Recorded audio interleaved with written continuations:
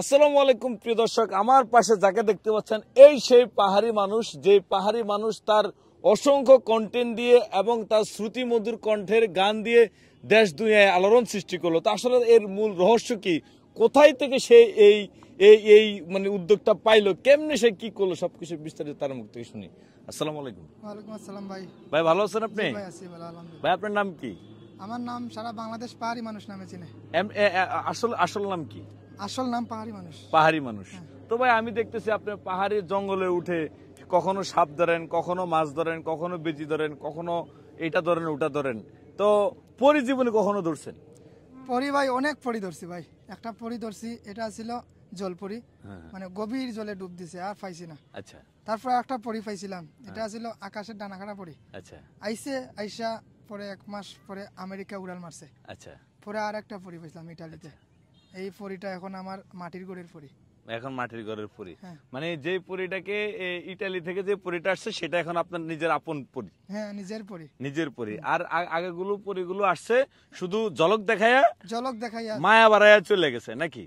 তো সবকিছু মিলে এই যে আপনি যে গান, হ্যাঁ, এই যে সাপ ধরেন, কিছু ধরেন, ব্যাং ধরেন, তারপরে বাঘ ধরার চেষ্টা কি করেন মাঝে মাঝে? বাঘ আমি ধরতে পারি নাই, তখন সময় ক্যামেরাটা অন করতে পারি নাই, বাঘে আমারে ধরছিল পাহাড়ের মধ্যে। আচ্ছা, তারপরে ক্যামেরা অন করার সাহস ছিল না।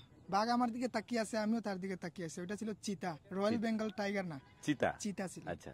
তো ও আমার দিকে তাকিয়ে আছে, আমি ওর দিকে তাকিয়ে আছি। আমি আস্তে আস্তে পিছু নামতাছি, সেও আমার মতো এইভাবে পিছু নামতাছে। তো যখন একটুখানি ফাঁকা জায়গা পাইছি, এক দৌড় দিয়ে চলে লাগিয়েছি ওখান থেকে, কিন্তু সেইখানেই আছে, কিছু করে নাই। এটা আমার নসিব ভালো যে আমার কিছু হইছে না ওইদিন। তো এই যে ফেসবুক ইউটিউব থেকে মাসে কত টাকা ইনকাম করে? ফেসবুক ইউটিউব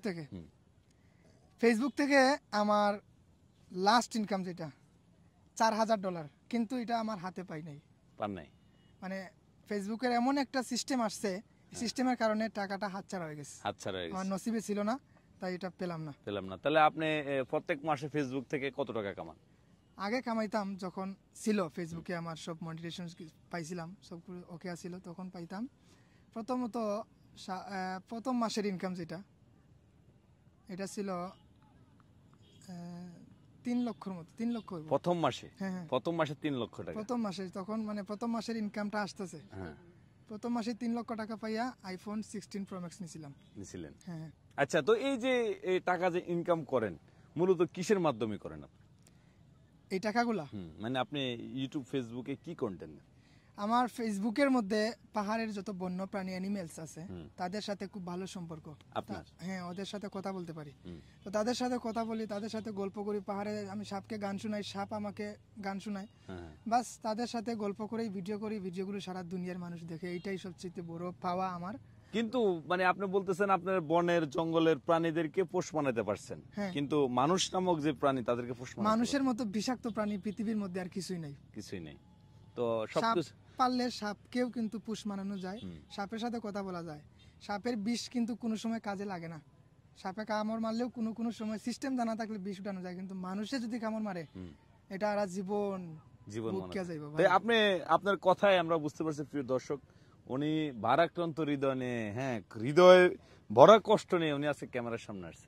তো যাই হোক, সবকিছু মিলে আপনি যে একজন পাহাড়ি মানুষ, আপনার গান, আপনার শ্রুতিমধুর গানে মুগ্ধ পুরো জাতি, দেশ দুনিয়া থেকে অসংখ্য তরুণী আপনার এই গানের স্রোতে বেশি আপনার কাছে আসছে। তো আমাদের দর্শকদের উদ্দেশ্যে সেরকম একটা গান দর্শকের উদ্দেশ্যে, মানে আপনার জীবনে সর্বপ্রথম যে গানটা ভাইরাল হয়েছে, যেটা শুনে সেই আসামি বাংলাদেশে এসেছে, যে গানের কারণে সারা বাংলাদেশের পাহাড়ি মানুষ ছিলাম।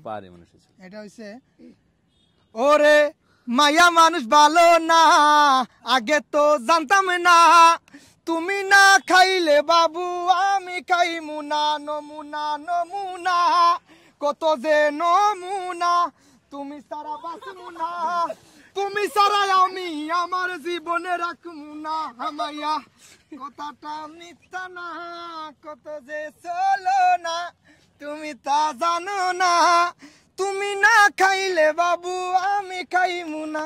তো প্রিয় দর্শক, আসলে এই গানটা দিয়েই পাহাড়ি মানুষ আজ আমাদের সকলের কাছে পাহাড়ি মানুষ হিসেবে পরিচিতি লাভ করেছেন।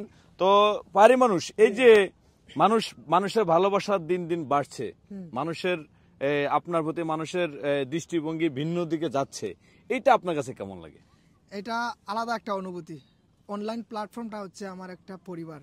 আমি যখন থেকে ফেসবুক ইউটিউবে আসছি তখন থেকেই এই প্ল্যাটফর্মের মানুষগুলো আমার একটা পরিবার হয়ে গেছে। আমি সবাইকে নিজের ভেবে তাদের সাথে সব কিছু শেয়ার করি। যেমন অনেক মেয়েরা আছে যারা ছেলেদের সাথে সম্পর্ক করে ভালোবাসা করে, কিন্তু এই মেয়েরা 10টা ছেলেকে দুঃখা দিয়া পালায়। তাদের জন্য আমার পক্ষ থেকে খুব সুন্দর গিফট উপহার দিছি।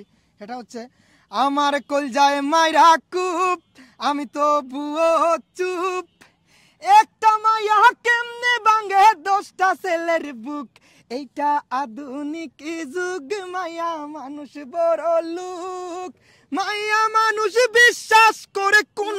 থাক থাক থাক। তো প্রিয় দর্শক, সবকিছু মিলে বাকিটা তো আপনারা বুঝতেই পারছেন কি বলতে চাইছিল, আসলে ওটা বলাটা শ্রেয়। তারপরও সবকিছু মিলে যদি আপনাদের ওনার গান, এই পাহাড়ি মানুষের কন্টেন্ট, এই পাহাড়ি মানুষ হিসেবে মানুষকে যদি আপনাদের ভালো লেগে থাকে, অবশ্যই ভিডিওটা শেয়ার করে দিবেন। কারণ আপনার একটা শেয়ারের কারণে এই পাহাড়ি মানুষ এপার ওপার সেই পার এই পার সর্বত্রে ছড়িয়ে ছিটিয়ে যেতে পারে, সে আশা প্রত্যাশা ব্যক্ত রেখে ভিডিও থেকে বিদায় নিচ্ছি। ভালো থাকবেন, সুস্থ থাকবেন।